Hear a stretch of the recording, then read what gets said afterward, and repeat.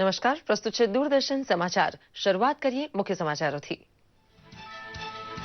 મોટી રકમનું ચલણ પાછું ખેંચાયા બાદ શરૂ થયેલી અનેક અફવાનું ખંડન કરતું નાણાં મંત્રાલય બેંક લોકર સીલ કરવાનો કે સોના ચાંદીના આભૂષણ જપ્ત કરવા વિશે હાલ કોઈ પ્રસ્તાવ નહીં।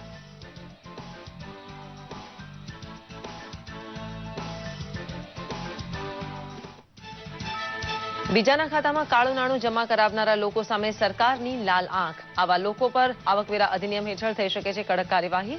વરિષ્ઠ નાગરિકો માટે આજે કોઈ પણ બેંકમાં ચલણી નોટ બદલાવી શકવાની ખાસ સુવિધા।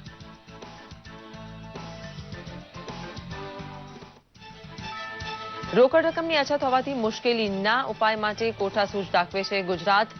અમરેલીમાં પોસ્ટ ઓફિસે ટોકન વ્યવસ્થા શરૂ કરી તો ગોધરાના વકીલોએ ગરીબ અસીલનું કામ રોકડ ફી લીધા વગર શરૂ કર્યું। મોબાઈલ એટીએમ પણ ગામડે પહોંચ્યા। ગરીબ અને આર્થિક રીતે પછાત વર્ગના લોકોને ઘરનું ઘર મળે તે માટે રાજ્ય સરકારની પ્રતિબદ્ધતા વ્યક્ત કરતા મુખ્યમંત્રી વિજય રૂપાણી વડોદરામાં 400 કરોડ રૂપિયાના ખર્ચે બંધાયેલા 4217 આવાસોનું કર્યું લોકાર્પણ। વડોદરા દર્શન બસ સેવાનું કરાવ્યું પ્રસ્થાન। જૂની ચલણી નોટ રદ થયા બાદ માર્કેટિંગ યાર્ડમાં ખેડૂતોને મુશ્કેલી ના પડે તે માટે ગુજરાત સરકારનો સતુત્ય નિર્ણય। 8 તારીખ પછી પણ માર્કેટિંગ યાર્ડમાં ચેક દ્વારા માલનું વેચાણ કરાય છે। કૃષિમંત્રી ચિમનભાઈ સાપરિયાની જાહેરાત।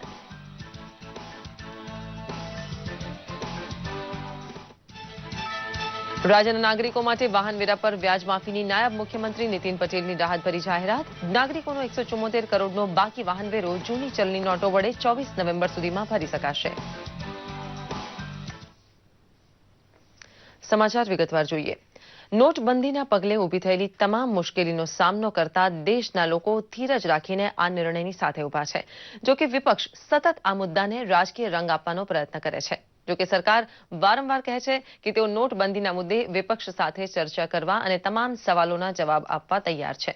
વિપક્ષે ગઈકાલે નોટબંધીને લઈને સંસદના બંને ગૃહમાં હોબાળો કર્યો હતો અને દિવસભર માટે લોકસભા અને રાજ્યસભાની કાર્યવાહી ખોરવી નાખી હતી।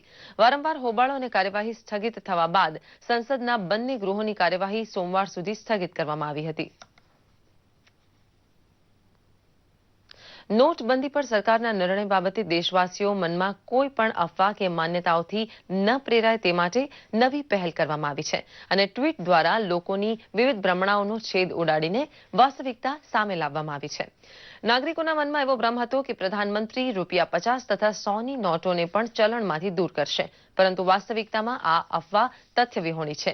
નાગરિકોને એવો પણ ભ્રમ હતો કે ચલણ બંધ કરવાની માહિતી કેટલાક ઉદ્યોગ ગૃહો તથા પાર્ટીના સભ્યોને અગાઉથી હતી, તે બાબત પણ પાયાવિહોણી છે। વાસ્તવિકતામાં આ નિર્ણય બાબતે ગોપનીયતા જાળવવામાં આવી હતી તો વળી ક્યાંક એવી ચર્ચા હતી કે વિમુદ્રીકરણ લાગુ પાડવાનો ખર્ચ થનારા લાભ કરતા ઘણો વધુ છે। આ માન્યતાનું ખંડન કરતા નાણાં મંત્રાલયે સ્પષ્ટતા કરી હતી કે સમાંતર અર્થવ્યવસ્થા દેશની અર્થવ્યવસ્થાને પાંગળી બનાવે છે। ઉપરાંત નવી ચલણની નોટમાં ચિપ્સ લગાવવામાં આવી હતી તે વાત પણ પાયાવિહોણી છે। એક ચર્ચા એવી પણ હતી કે વિમુદ્રીકરણ ફક્ત દેખાડા માટે છે, લોકો કાળું નાણું સંગ્રહવા નવા રસ્તા શોધી લેશે। આ બાબતે તથ્ય એ છે કે હાલમાં એજન્સીઓ કડક નજર રાખી રહી છે। અન્ય એક ભ્રમ પ્રમાણે ₹2000ની નોટમાંથી રંગ જાય છે। વાસ્તવિકતામાં 2000ની નોટમાં ઇન્ટેગ્લેન્યુ પ્રિન્ટિંગ નામનું સુરક્ષા ચિહ્ન છે, જેના પર કાપડ ઘસવાથી ટર્બો ઇલેક્ટ્રિક ઇફેક્ટ થવાથી નોટનો રંગ કાપડ પર લાગે છે। આ ભ્રામક માન્યતાની સાથે સાથે મંત્રાલયે બેંક લોકર સીલ કરવાની બાબતને નકારતા સ્પષ્ટ કહ્યું હતું કે નાગરિકોના બેંક લોકર સીલ કરવાનો અથવા તો આભૂષણ જપ્ત કરવાનો કોઈ પ્રસ્તાવ નથી। વધુમાં નાણાં મંત્રાલય દ્વારા નાગરિકોને અપીલ કરવામાં આવી છે કે કોઈનું કાળું નાણું સંગ્રહવા વ્યક્તિ પોતાના બેંક ખાતાનો ઉપયોગ ના કરે।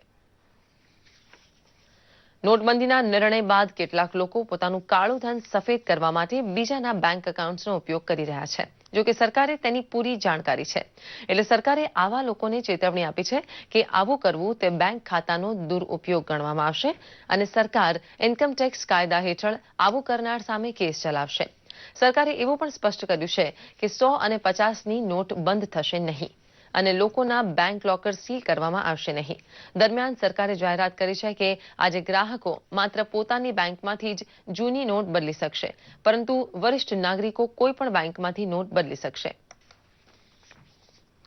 રાજ્યભરમાં સામાન્ય નાગરિકોને નવી જૂની નોટ અંગે અનુભવાતી પ્રતિકૂળતા વચ્ચે સરકાર, બેંક અને સાથે પોસ્ટ ઓફિસ પણ ગ્રાહકોને વધુ સારી સેવા આપવા તત્પર છે. તો બીજી તરફ કાનૂની માર્ગદર્શન જેવી સેવા આપતા વકીલ, લગ્નસરામાં લગ્ન ભપકા વિહીન અને તીર્થધામ પણ આ નોટબંધી વચ્ચે જનસેવાર્થે પોતાનું યોગદાન આપી રહ્યા છે. જોઈએ નોટબંધીની સકારાત્મક અસર પર ખાસ રિપોર્ટ. બેંક બહારની કતાર હવે ઓછી થતી જાય છે.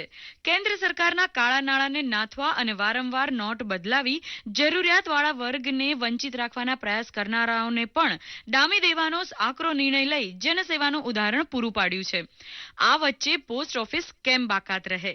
અમદાવાદની પોસ્ટ ઓફિસમાં પણ સુચારુ વ્યવસ્થાના ભાગરૂપે લોકોની મુશ્કેલી નિવારવા પ્રયાસો હાથ ધરાયા છે. છૂટા નાણાં મેળવી રોજિંદી ખરીદારીને પહોંચી વળવા આ બાળા ₹10 ના સિક્કા લઈ જતી દર્શાય છે. તો પોસ્ટના ગ્રાહકો પણ બેંક કરતા ઓછી ભીડ, સારી વ્યવસ્થા અને સમયની બચતથી ખુશ છે. અમદાવાદ જીપીઓમાં આવ્યો છું અને ₹2000 જે જૂની નોટો હતી બદલવાની હતી અને મેં બદલી કાઢી છે અને લાઇનમાં ઉભો રહ્યો થોડો, પણ એ બહુ તકલીફ પડી નથી. સરકારે આ જે કંઈ યોજના કરી છે એ લાંબા ગાળા માટે ખરેખર ઘણી સારી છે. અમરેલીના સાવરકુંડલામાં પોસ્ટ વિભાગે નવતર પ્રયોગથી લોકોની મુશ્કેલી હલ કરવા પ્રયત્ન કર્યા છે. ગ્રાહકોની ભારે ભીડને ખાળવા વિભાગે ટોકન વિથ ટાઈમનો પ્રયોગ કર્યો. આ ટોકન પર પોસ્ટનો લોગો અને તારીખ દર્શાવાયા છે.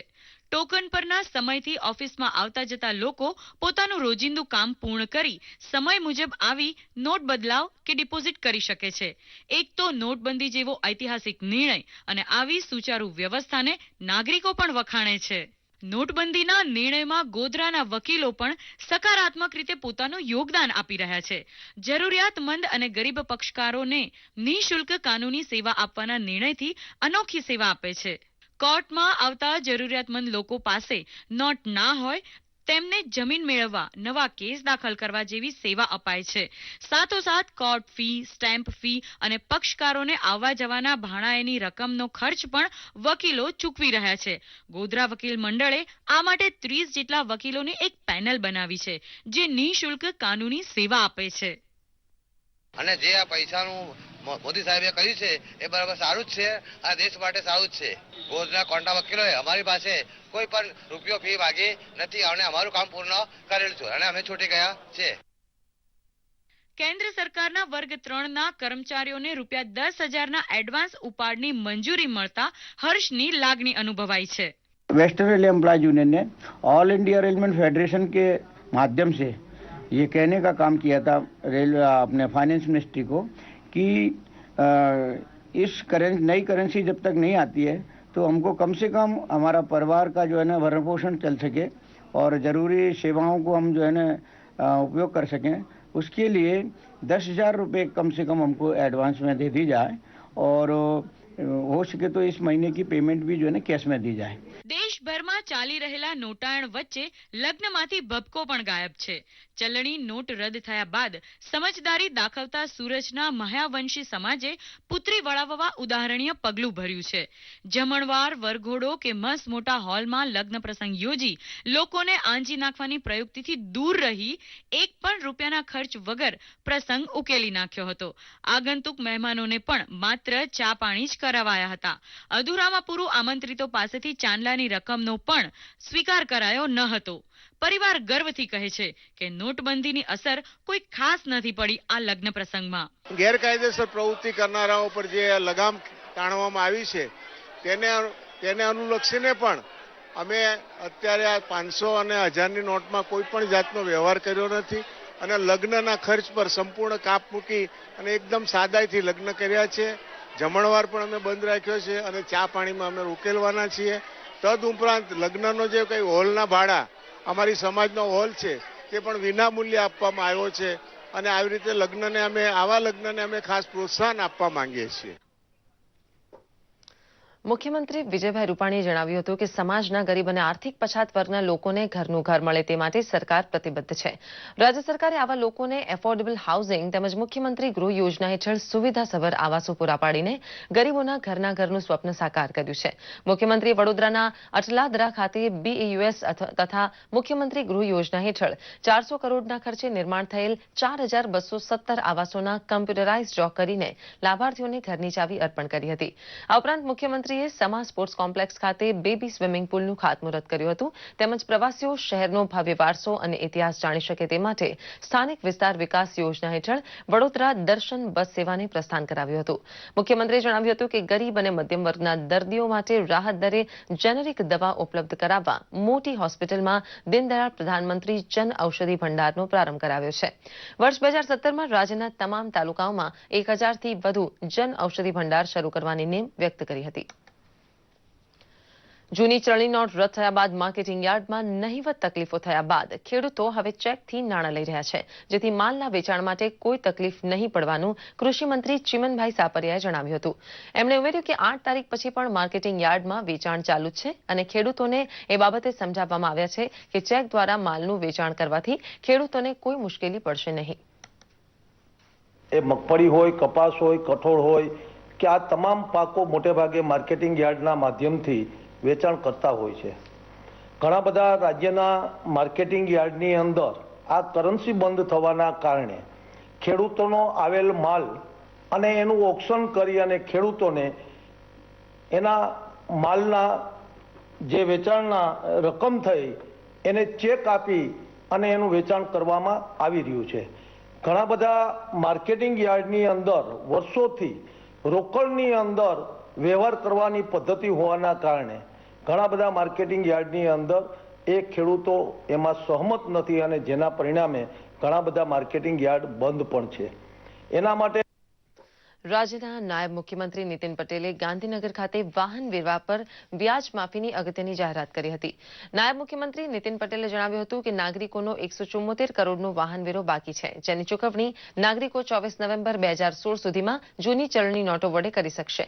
ત્યારબાદ જો ફેબ્રુઆરી 2017 સુધીમાં કોઈ વેરો ભરે છે તો તેણે વ્યાજની ચૂકવણી નહીં કરવી પડે. ઉપરાંત નીતિન પટેલે નગરપાલિકાઓમાં ખાલી રહેલી ચીફ ઓફિસરની ભરતી અંગે પણ કમિટી બનાવીને નિવૃત્ત કલેક્ટર, નિવૃત્ત નાયબ મામલતદાર વગેરેની નિમણૂક કરવામાં આવશે તેમ જણાવ્યું હતું. તેમણે જણાવ્યું હતું કે મહાનગરપાલિકા તથા નગરપાલિકાને જૂની નોટ વડે ચૂકવાયેલા વેરાની આવક 363 કરોડ થઈ છે.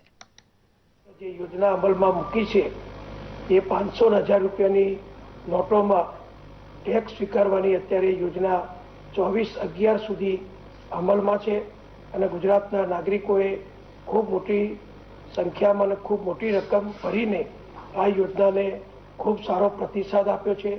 ત્યારે ગઈકાલ સુધીની જે માહિતી છે એ પ્રમાણે રાજ્યની વિવિધ મહાનગરપાલિકા અને નગરપાલિકાઓને 363 કરોડ રૂપિયા નાગરિકોએ વેરા સ્વરૂપે ચૂકવી આપ્યા છે. ગીર સોમનાથ જિલ્લા પોલીસ વિભાગના નવનિયુક્ત રેન્જ આઈજી રાજકુમાર પાંડ્યન દ્વારા હોદ્દો સંભાળતા ઇન્સ્પેક્શન હાથ ધરવામાં આવ્યું હતું. જે અંતર્ગત રેન્જ આઈજી કચેરી ટીમ દ્વારા જિલ્લા પોલીસ અધિક્ષક કચેરીના જુદા જુદા ગુન્હાઓ અને તેની સામેની કાર્યવાહીનું નિરીક્ષણ હાથ ધરવામાં આવ્યું હતું. રેન્જ આઈજી રાજકુમાર પાંડ્યને વેરાવળ ખાતે જિલ્લા પોલીસ પરેડનું નિરીક્ષણ કર્યું હતું. ત્યારબાદ રાયોટિંગ અને આતંકી હુમલા સમયે પોલીસની સતર્કતા અને કામગીરીની સમીક્ષા કરી હતી.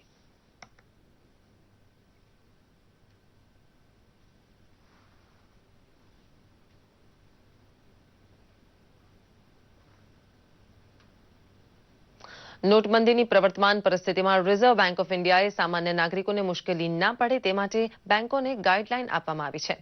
મોરબી બેંક ઓફ બરોડાના સહાયક મહાપ્રબંધક રાજેન્દ્ર કપૂરે સરકારના ઐતિહાસિક પગલાંને બિરદાવી કહ્યું હતું કે આ પગલાંથી આગામી વર્ષોમાં તેનો મોટો લાભ થશે. તો શહેરના યુવાન એવો મત પ્રદર્શન કરે છે કે કાળા નાણાંમાં ઘટાડો થવાથી ફુગાવો નિયંત્રણમાં આવશે અને સામાન્ય નાગરિકોને રાહત મળશે. સમગ્ર દેશમાં મોટા ભાગના નાગરિકો પ્રધાનમંત્રી દ્વારા લેવાયેલા પગલાંને આવકારી રહ્યા છે.